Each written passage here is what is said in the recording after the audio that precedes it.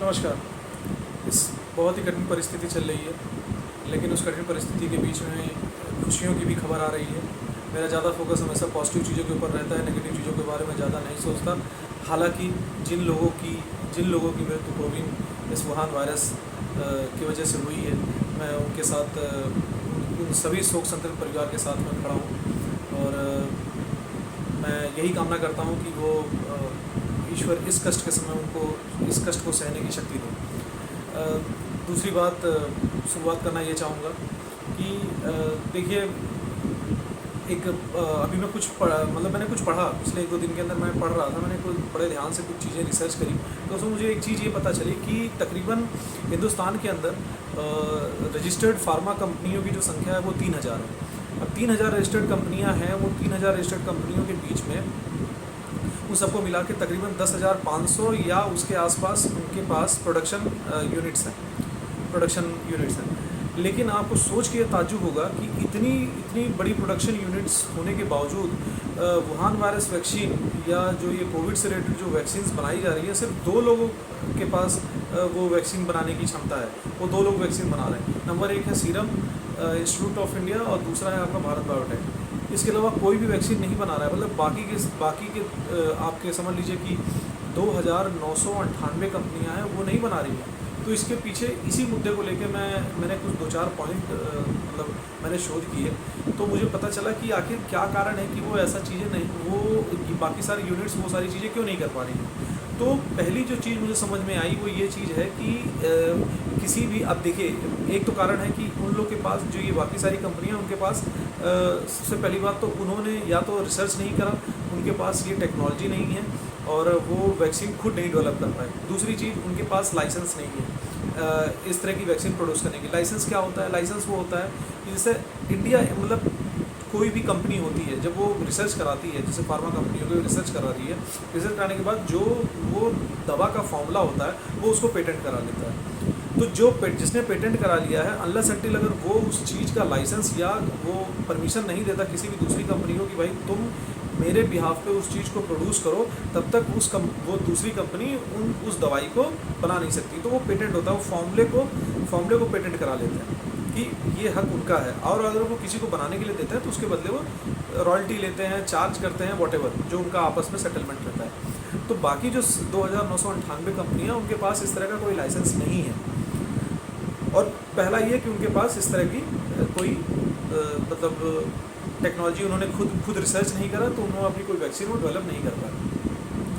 तो अभी इन सब चीज़ों, मतलब जो करंट में सिचुएशन चल रही है, अकेले आप देख रहे हैं कि इस समय किस तरह से जो सेकंड वेव आया, सेकंड वेव में कितनी त्राहीमाम मची हुई है दवाओं को लेके, वैक्सीन को लेके। वैक्सीन का थोड़ा बहुत शॉर्टेज हो गया है और काफ़ी लोग परेशान हैं, क्योंकि जहाँ तक जो रिपोर्ट्स कह रही हैं कि जिन लोगों का वैक्सीनेशन हो गया है, उन सभी लोगों का जिनका अभी तक वैक्सीन, जो डेथ रेट्स है वो 0.04% है। मतलब जितने लोगों का वैक्सीनेशन हो चुका है, तो ये डेथ रेट है। तो ऑब्वियसली ये वैक्सीन वर्क कर रही है, जो इंडियन डेवलप्ड कोवैक्सीन और कोविशील्ड है, ये दोनों वर्क कर रही हैं। तो इसलिए बहुत ज़्यादा ज़रूरी पड़ जाता है कि इस वैक्सीन को, मतलब बहुत ही जल्दी से जल्दी वैक्सीन को प्रोवाइड किया जाए।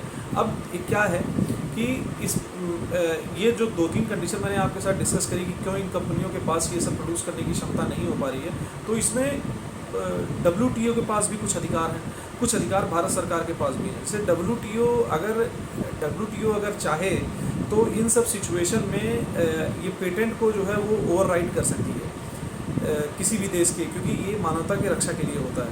और पूर्व में भी WTO ने ऐसा किया है, ऐसा नहीं कि उसने नहीं किया हुआ है, उसने किया हुआ है। जब ज़रूरत पड़ी है तो उसने कर दिया है। तो इसमें बहुत, क्योंकि इस समय दुनिया में खासकर कोविड के सेकेंड वेव से कुछ देश बहुत ज़्यादा प्रभावित है, सेकेंड वेव से, जिसमें भारत तो कुछ ज़्यादा ही प्रभावित हो गया है। क्योंकि एज़ पर जो ऑथेंटिक न्यूज़ हैं, उसके थ्रू यही पता चल रहा है कि इस समय देश में तकरीबन 3,000 लोग प्लस प्रतिदिन लोगों की डेथ हो रही है। तो इसको कंट्रोल करना है। तो अब सिचुएशन नंबर 1 आता है कि आखिर भारत सरकार के पास अधिकार है और WTO के पास भी अधिकार है। तो किस तरह से भारत सरकार के पास क्या अधिकार है इसमें?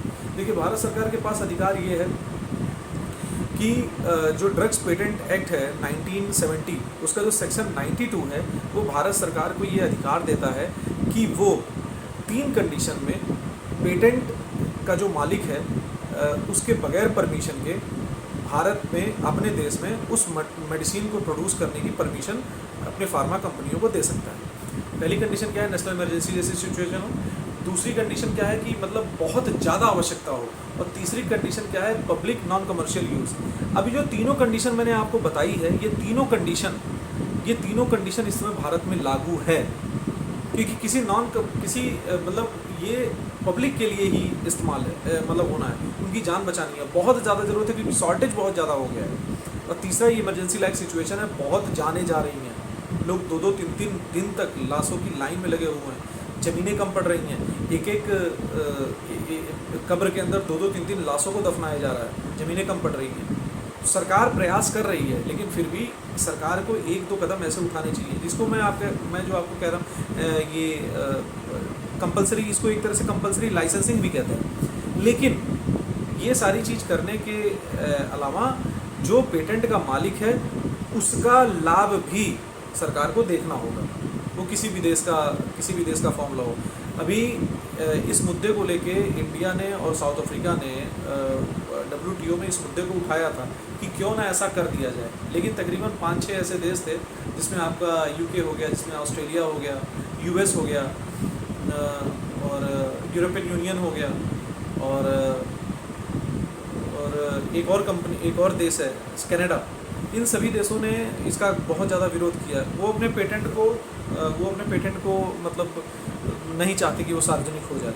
उनकी जो भी उनके अपने कारण हो, जो भी उनके अपने रीज़न हो किसकी वजह से वो नहीं उसको सार्वजनिक करना चाहती हैं, लेकिन फ़िलहाल इस समय बहुत आवश्यकता है कि इस तरह की चीज़ कर जाए। और WTO चाहे तो इसको ओवरराइड कर सकता है, इसकी परमिशन मतलब है, इसकी ये मतलब हमारे कानून में भी है, हमारे देश का कानून, हमारे देश का संविधान भारत सरकार को ये अधिकार देता है उस कानून के तहत। और WTO के पास तो है, क्योंकि भाई इसको मानव कल्याण के लिए इस चीज़ का इस्तेमाल करना है।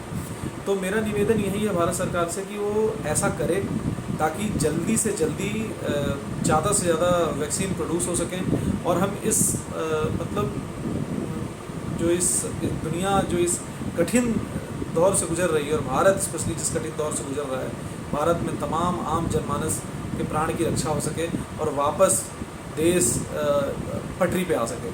तो ये बहुत आवश्यक है, इसको सरकार को इसमें बहुत ही सख्ती से कदम उठाना चाहिए। दूसरा,